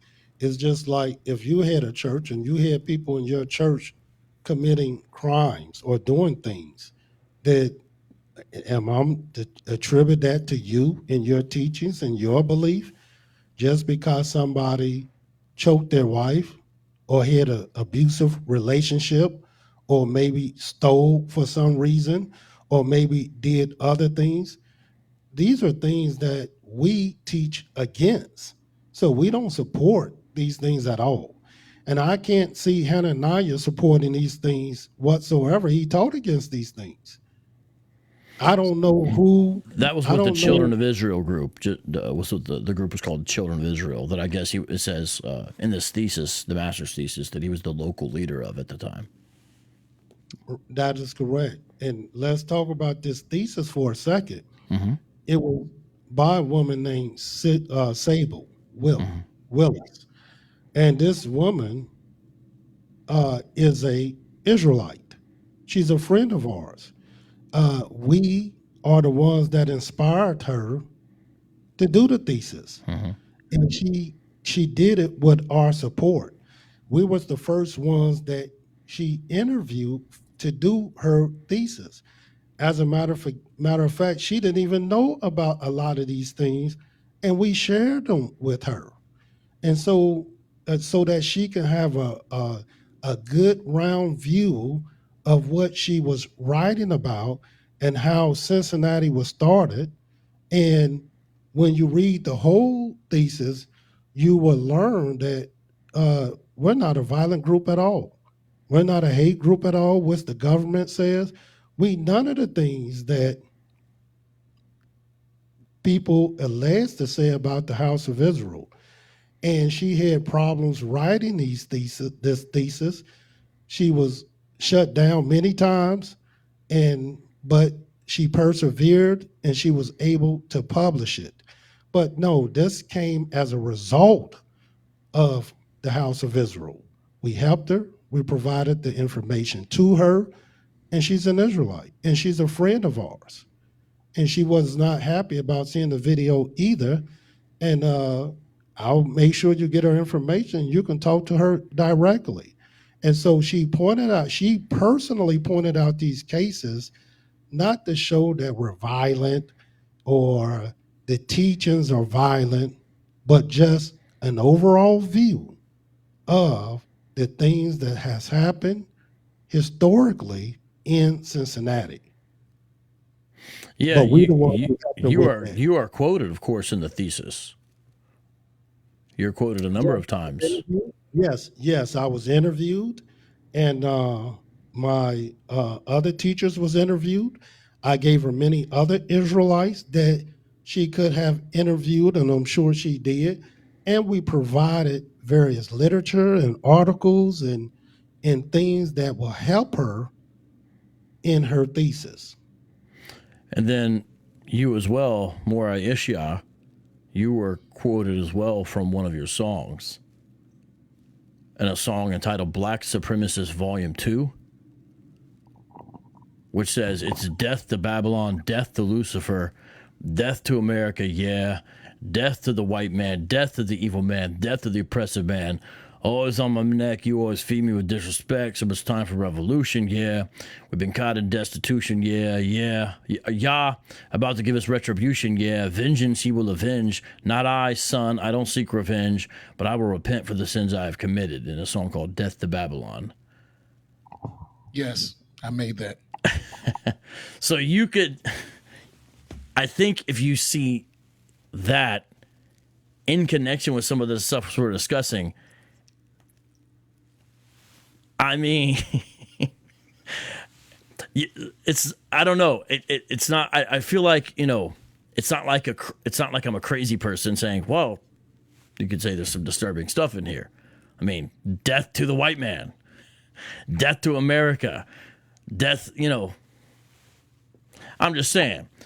Well, yeah, I said all those things because America has been slaughtering black people for 400 years. So when you say death to the white man, explain, because earlier he read from Isaiah 56, but your song says death to the white man. Well, we can also read from various scriptures where the Creator said he's going to end all nations. He said in the book of Zephaniah, the 3rd chapter, the 8th verse, he said his indignation is to gather all nations and he will destroy them all. But you didn't say death to the black man. You didn't say death to the brown man. The children of Israel are a black nation, and he said he's not going to destroy the children of Israel. But you don't think all black folks, you don't think all black folks are Israelites, though, right? No, all black folks are not Israelites. Right. So you could have said hypothetically death to the black man, I guess, right? I could have, but I did not. So what do you mean by that? I'm saying the Creator said he will destroy all the nations that have put their hands on us. But you only mentioned one. Interpretation was exactly that, because this is the word of the Most High. He will destroy all these nations, which is why you also quoted me saying that the Creator will do this. Right, and I did finish the quote. Wicked. I finished the quote. People. But you didn't mention nations. You mentioned nation. And you didn't mention people groups. You mentioned one people group. And the song is titled Black Supremacist. So that's work you would still affirm. You would still affirm that work. Because this seems out of step with a lot of the rest of the interview. I made the music, if that's what you're asking. No, I know you made it, but you're saying you still stand by this 100%? Yeah, and let me comment on that as well. The only people that has oppressed us here in America is white people, not black people at all. And so in his young life, these are things that they spoke about, the oppressor that's oppressing us. Now, if it had been a bunch of black people oppressing us, he probably would have sung about them, but it was not. All the discrimination, the exploitation, the racism, that came from our white oppressors, not from black oppressors. Now, if we were in another country, he may be singing about something different, but that don't mean that white people can't be saved. It don't mean white people was not part of the solution rather than part of the problem. And so black supremacy is just a volume of work that my brother did in detailing who the oppressor really is. And we're not oppressed by black people. Technically speaking, we are, but not as institutions. And so he don't have to apologize for telling the truth. But we also must tell the truth that white people can be saved, and other people can be saved, and other people who the Creator seen bless Israel will be blessed. And so if you listen to a song and it seems sketchy, and not listen to our teachings every Sabbath, and we teach every day, not just every day, but every Sabbath, then you would have got a greater, better view of Moreh IshYAH. And so it is true that these things are said, and I'm just explaining why they are said. Now, if you can tell us another oppressor here in America, then maybe it's the Hispanics. Are they the oppressor? Well, it's an interesting thing to only look at a certain time of history, right? And it's also an interesting thing to have one group of people like that. Meaning you could, when you look throughout history, if you would say, hey, I'm an Israelite, there's actual Babylonians, actual Assyrians, right? Actual Egyptians. And then if you believe the transatlantic slave trade is a fulfillment of Deuteronomy 28:68, there'd be actual, I guess you would say, Hamites. There would be a problem here. Actual Ishmaelites, it would be a problem here as part of that. Yeah, but they're not. Yes, but they're not oppressing us today. Well, Ishmaelites still have black slaves. I don't know if you consider those people Israelites, but they still have black slaves to this day, like literal slaves. I totally agree. But somewhere else, not here in America. All right, well, not here in America. And so he's speaking of what's going on here in our lives. It's hard for us to speak about other places, even though we teach exactly what you're saying, that our people are scattered all over the earth and being oppressed, exploited all over the world. But it's very difficult. Like, for instance, when we talk about those who call the Falashas, Israelite, Ethiopian Israelites. Mm-hmm. Many of them are being, yes, Beta Israel. Many of them talk about their oppression, not in Ethiopia. They talk about their oppression in Israel, in the country of Israel. And so they have a view that's different than us. When they come to America and other groups come to America, they don't have the same view that we have who live as a result of us living here all our life. And we look to our daddies and mothers and our grandparents and our great-great-grandparents, and they all saying the same thing. The only difference between our grandparents and our ancestry and IshYAH is that IshYAH is singing about it. But this is something we all talk about, and that's the oppression and the exploitation and the discrimination against our people. So you would agree with the line, death to the white man? Say that again? You would agree with the line, death to the white man? Well, I don't know how I think he probably was trying to rhyme. I don't know. It's death to Babylon, death to Lucifer, death to America, death to the white man, death to the evil man, death to the oppressive man. I believe that is death to anyone. But it doesn't say. I hear you, but it doesn't say that. It doesn't say that. And I'm agreeing with you. I'm agreeing with you that it probably don't say that at all. No, it doesn't. And see, this is what I'm saying. Just like we came on the program to talk about the violence of the House of Yisra'el, and I ain't seen one violent thing yet. In other words, all the violence that's been alleged don't have nothing to do with the House of Yisra'el. Well, Elijah did go there. Say that again? I'm not saying you taught that, but Elijah did go there. Yes, but I'm saying violent people went to Christian churches. That don't mean Christian churches is teaching violence. Well, I'm sure. I know there's some that have. Well, not some. And we can detail many. Right. But the point is, this the song that he's singing, and I'm trying to make this point that you hear some lyrics. It's just like Dave Chappelle. He had a comedy special and he talk about transgenders and so forth and so on. And I hear what he say. And he said they misunderstanding what he's saying. They missing his point. And I'm saying you're missing the point about the lyric death to the white man. What am I missing? Because we just showed you in the scriptures where a white man and any other people altogether, they can be saved. So obviously he wasn't talking about all white people.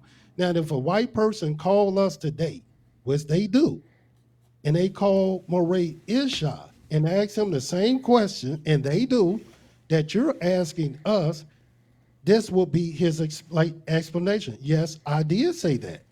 And that was a lyric because that's who is oppressing us.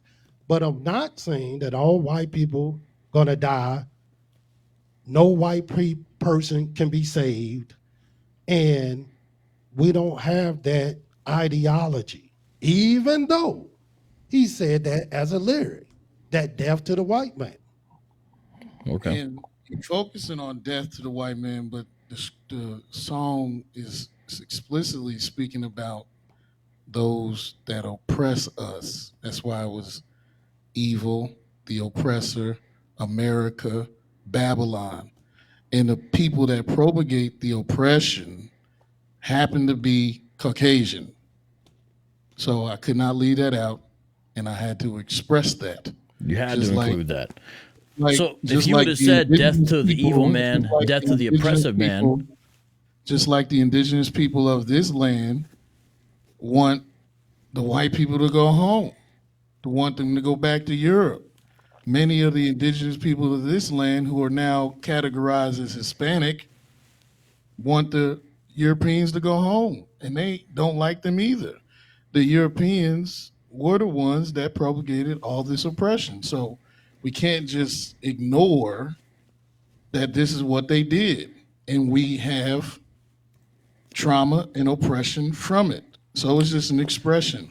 But notice, we don't see the Christian religion. We're not doing what the Christianity religion, Ku Klux Klan is Christians. Dylan Roof, who shot up 9 people in the church, grew up in a Christian church. And many of the destructive acts of violence that are done to whites, to Arabs, to Chinese, and to blacks in America are done by white Christians, by Christians, period. Christians don't kill other Christians, IshYAH. And Dylan Roof explicitly said he was not a Christian. So I don't know how he was raised, but Dylan Roof explicitly said he was not a Christian. I said he grew up in a Christian church. And I'm saying maybe, but almost everyone in the South did. Yeah, so Christians kill Christians every day. But what I'm saying, there's more violence amongst the Christians against Christians. Well, you don't say death to Christians, whether they're though. black or white, and this is what goes on in this country. And we just want to focus that this black man who made an album called Black Supremacist, and we could talk about that another day, why it's even called that. Why is it called that? Because the creator's black, and he's the supreme being. Mm-hmm. Yahweh is king, and he's black, and that's why it's called Black Supremacist. But just because a black man says this, now we are going to talk about violence, and we're not the ones. Well, saying death to the white man is violent. IshYAH, you got to, I mean, no matter what you say, saying death to the white man is a violent statement. When you say death to the evil man, death to the oppressive man, notice you're focusing on immoral actions. That makes sense. That's an Old Testament reality. Death to the white man is focusing on an ethnic group. It's not an inherently sinful thing in and of itself to be white. It is a sinful thing to be evil and oppressive. So you have a mixing and matching of categories there. And that's why it's problematic. So no matter what anyone has done, it doesn't excuse that kind of lyric. Yeah, in other words, you're saying that his lyrics, in particularly, that lyric, yes, is violent. Death to the white man is a statement of violence. Yes, yeah, of course. So if he had said death to the wicked, death to the evil, that would have been more acceptable to you. Well, that'd be judgment for wickedness. Unless you believe white is a category of wickedness, then it doesn't match saying evil and oppressive. Because we know God judges, and he's right to judge wickedness and oppression.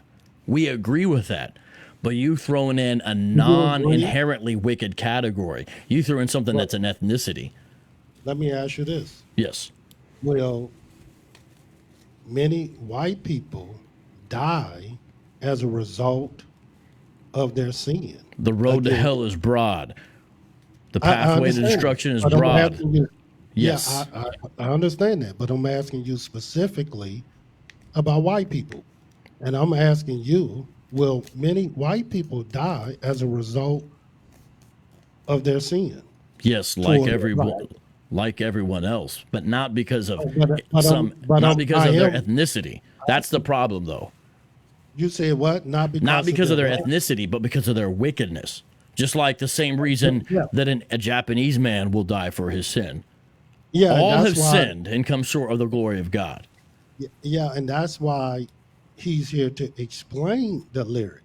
Because when he say death to the white man, he's not talking about those who bless Israel, those who helped our people in a time of slavery, hid them in their houses, hid them in their basements, hid them in other places, helped them escape the South. Yeah, that even happened in Cincinnati. It was a key place, Underground Railroad.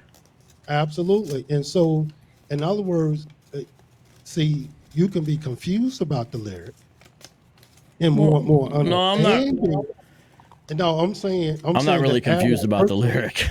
I think it's pretty obvious what it's saying. Well, you obviously are confused about the lyric because we showed you how white people can be saved.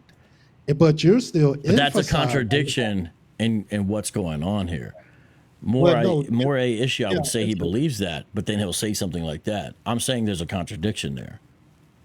Well, your whole video was a contradiction to us. We don't even teach violence. We don't teach violence to the white man.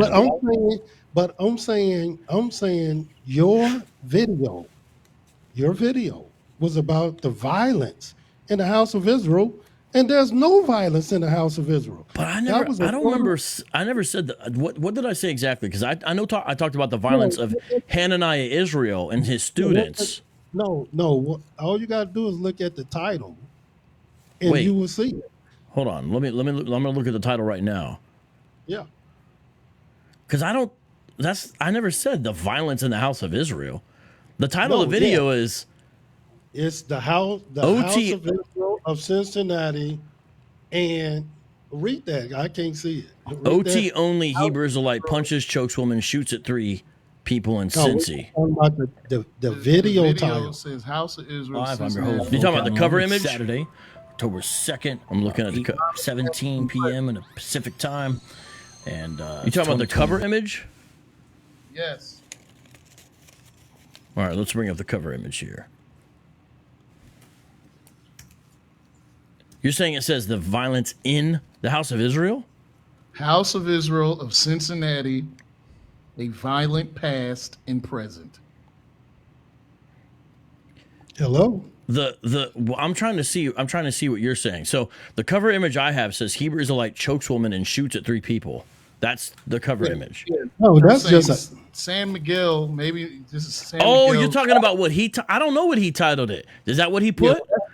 Yeah, I didn't. That's interviewing him, and you opened up the video talking about the House of Israel, Cincinnati, is where Elijah went to. Well, he did.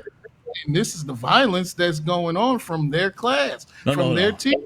Okay, so now I understand. Just so you know, that the video, I did it on Facebook. I didn't realize he titled it that. Later on, he put it on his channel. And if you're saying that's what he put, then okay, that's what he put. Yeah, that's not my title. Was that you also spoke about the violence was coming from the House of Israel, Cincinnati. Well, he went there and he even taught, but I'm not saying that you taught him how to do that. I never said, for example, IshYAH taught him to do that or anything like that. I never said anything Oh, like that. He no, did and go listen, there, and I did bring up other cases related to Hananiah. I see what you're that's saying, though, but correct. that's not my title. I didn't know he titled it that. I didn't know he titled it that. But, And that's good. And that's good. And we don't know who titled it. All we know is this went well, it's out not to on my thousands of channel. That's people. not my channel, so I Right, can't title it. right.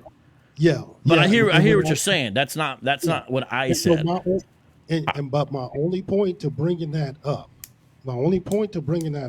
Yeah, because this is how you got our attention, that right. we were under the impression that you and others believe that the House of Israel of Cincinnati not only had a violent past, but they have a violent present. And so we came to respond to that. And so now we're responding to that. Right. And now we're having a good dialogue that no, this you can't attach this to the House of Israel of Cincinnati. Likewise, with the lyric and the song, this is in the same video. You point out again violent things that's coming from the House of Israel of Cincinnati. Well, this is in And the what thesis. I mean, his line. I'm not saying you know taught that. All I'm saying is when you got one guy, Elijah, choking and punching a woman, you're saying allegedly, shooting at her feet, and then apparently a year later, and then it's like, and then you have your lyrics, death to the white man. I'm just saying, it's not like there's nothing there to talk about. There's something there to talk about. But he wasn't talking. His violent acts wasn't against oppressors. I don't know who it was. I don't know who it was against. I don't know who it was against. Violent acts with a song that's talking about oppression. You know who the woman was? I'm saying I know his violent acts wasn't against oppressors. What if it was a white woman? I know his violent acts wasn't against oppressors. His alleged violent acts anyway were not against oppressors. So you can't couple my lyrics with his violent acts, alleged violent acts. You're saying in other words, you're saying it wasn't a white woman though. I'm saying my lyrics. Oh, well, we answered the question. It wasn't a white woman. Oh, okay. Yeah. Yes, it wasn't a white woman. It wasn't white people. Okay. Yeah. That was following his song and then killing white folks. No, it wasn't like that at all. We have many white listeners, and they hear his songs. They actually love his songs. Actually, you got white folks rocking out to black supremacists.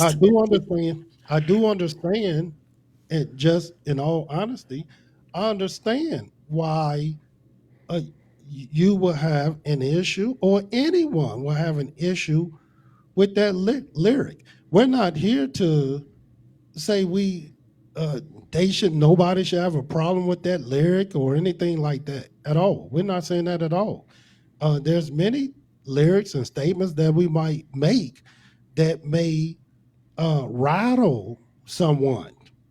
But what we're saying, just like the video and the headline of the video, the House of Israel of Cincinnati, the violence there in past and present, we're saying just like that lyric, that can be explained, that can be talked about, whether you agree with it or not. That still can be talked about, because we're not talking about the devil. Well, I'm not talking about it at all.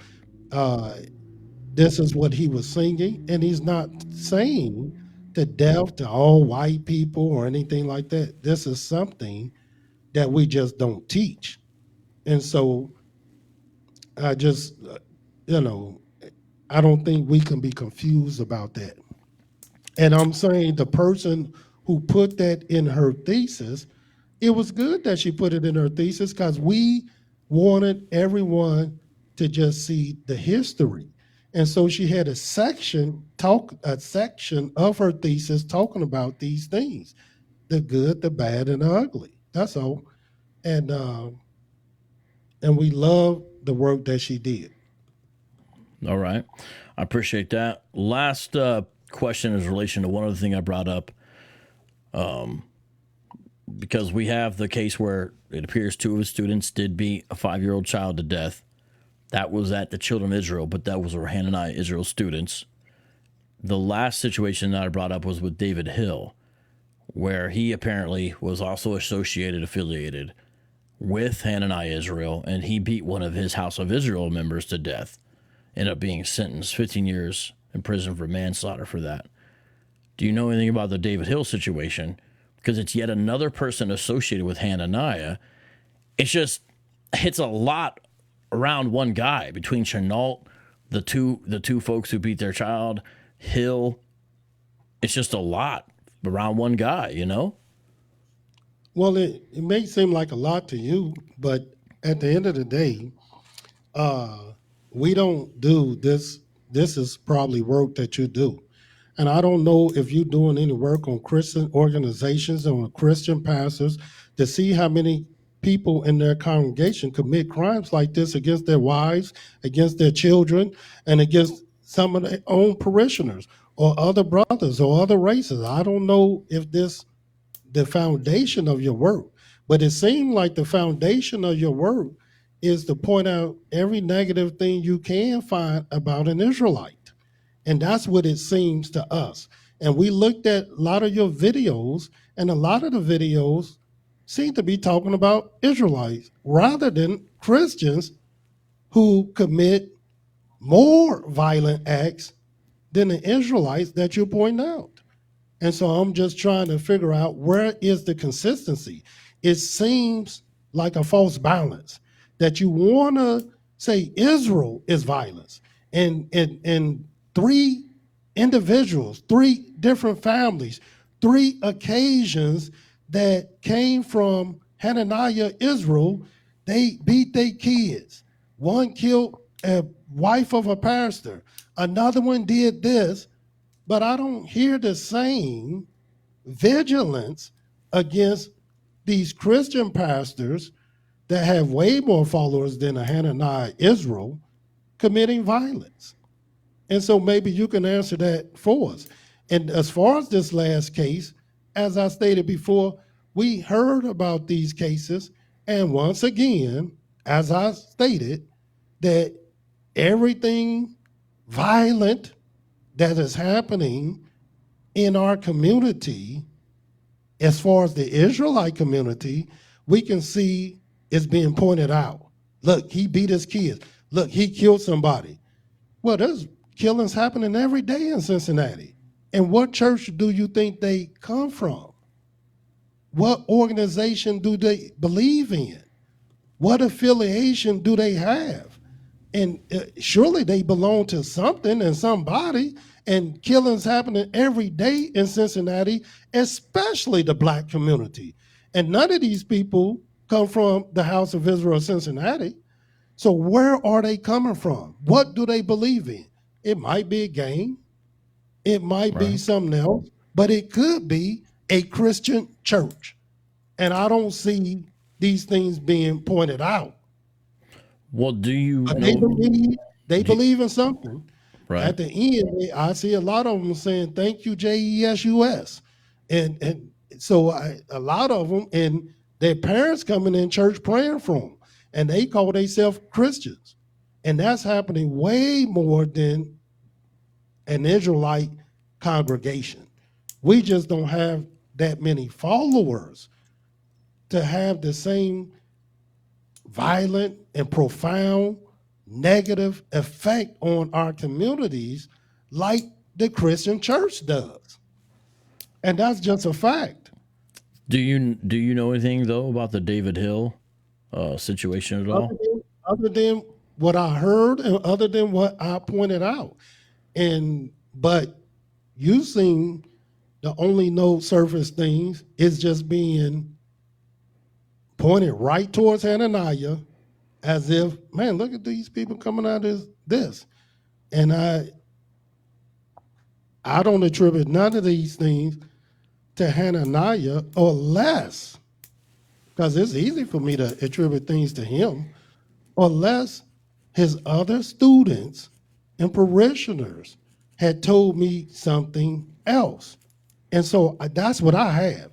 I have other people who told me and share with me that live in our community today.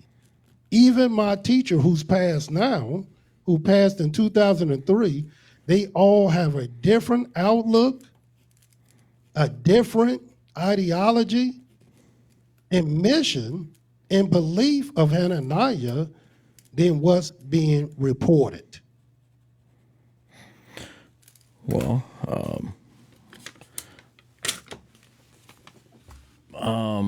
so I understand that Hananiah Israel is not the founder of the House of Yisra'el, Cincinnati, but focusing on him, you know, you got Chenault. Well, we can't really see this paper I wrote on. Chenault, Austin, Arlington, Hill, and if you track it down, IshYAH. That's all I'm saying there. But I also understand he's not the founder of your community. So, And IshYAH was never under Hananiah. He was under the House of Yisra'el, Cincinnati. So yes. you really only have these two. And as I stated before, it's still four. I know he wasn't, but he was under one of his students. I'm just saying it's like a whole thing. And then you got, of course, IshYAH saying death to the white man.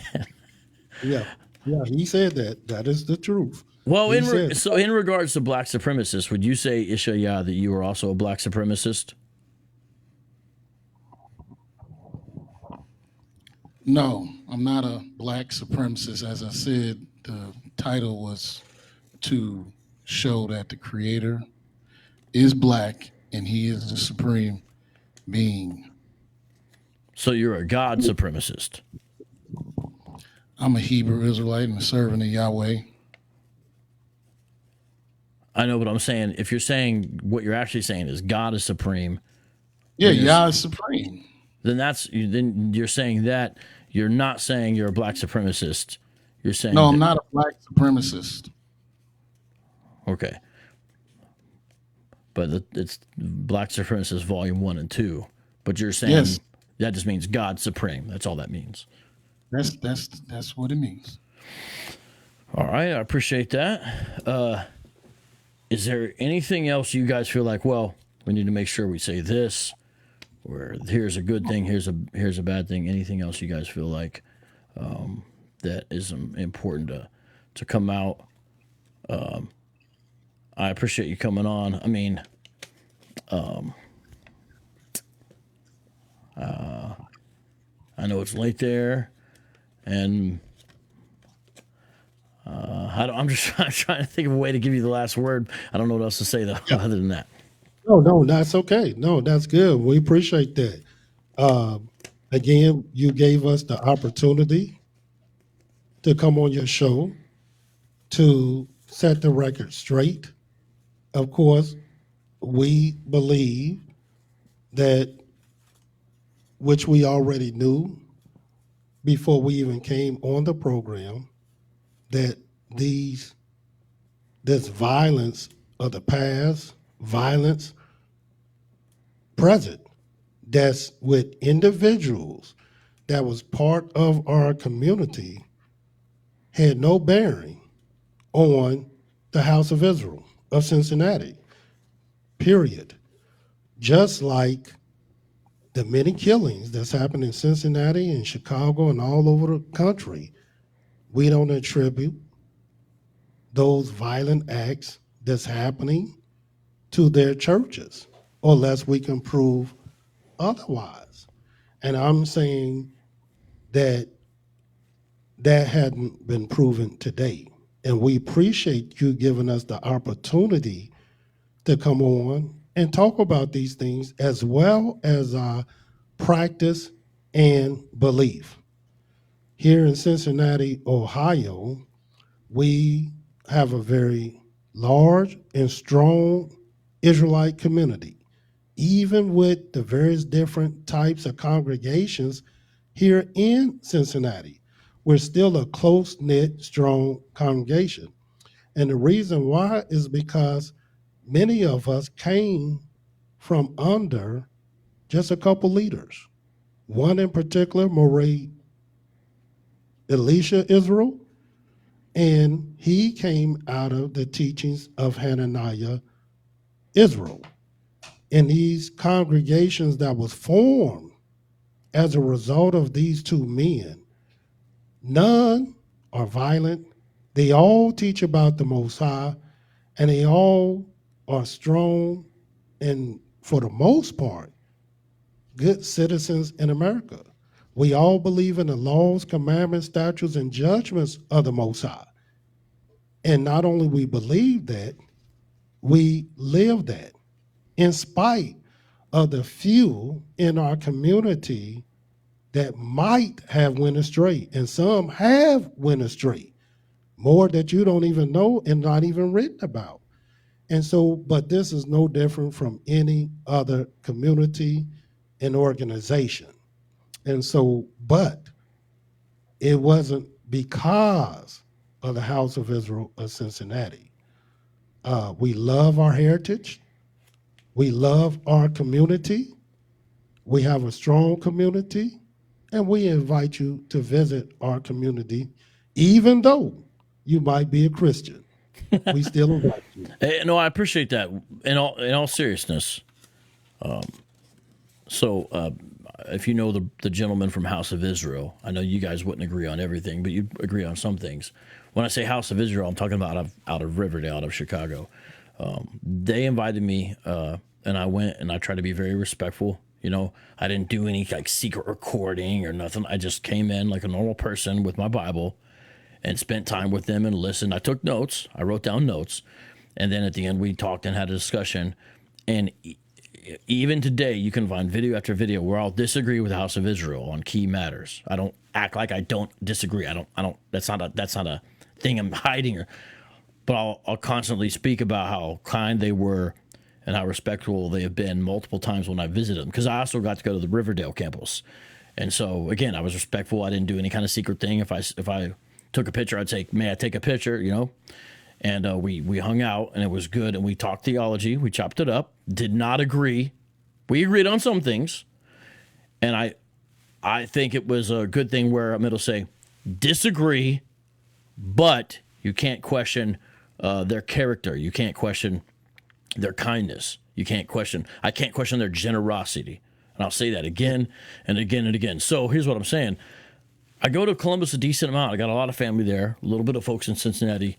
If you were serious, I'd be willing, if you were down, to do the same thing. Come and be normal, respectful, chill, and on a personal level.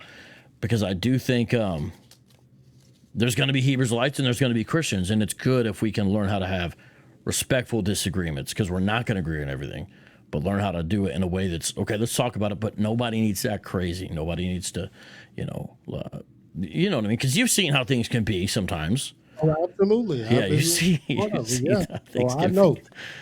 And so, I said it, and I said what I said because I was serious. Okay. We would love to have you visit us, and we can talk a little bit more, and you can sit into our classes. All right, well, I'll let you know the next time I'm coming through that I know about. I was just there about a month ago, and, to me, Cincinnati is one of the most beautiful cities. I know it's got, like a lot of cities in America, issues in the past that are still with us. I'm not saying everything's gone away. I'm saying past and present. But, man, I think that city is so beautiful, and I love the people. I love the downtown area. There's a lot to love about Cincinnati. I even like the way you guys root for your sport teams. You're very loyal, not fair weather people. I respect that because they don't always win, but a lot of really loyal people there. And I like that. I like that loyalty. And so I appreciate a lot. I like the food in Cincinnati too. I love the Ohio River, that beautiful bridge you can go over. It's just a lot there. So I'll love to come and join and be with you guys sometime. Well, hallelujah. Praise the mighty Yah. And we love to have you. And you have our information. If you don't, Moray IshYAH will make sure you have everything. And we look forward to seeing you. And we will let all our other parts of our community know. And even though they're not with us here every week, we in contact with each other all the time. And so they are listening to our program today, and they listening to you as well as me, as well as Moray IshYAH, and they look forward to having you, and they can talk with you themselves. Appreciate that. IshYAH or IshYAH, you want to give any final, say people want to find out more about your community or subscribe or whatever they want to do, because I'm all about people have information, any final thing you want to, so people can say, check us out here, check us out there. Yes, you can all check us out on youtube.com/HOY Cincinnati. Also, facebook.com/HOY Cincy. Our website is worldgatheringyisrael.org. And we broadcast every day on youtube.com/HOY Cincinnati, beginning in the morning.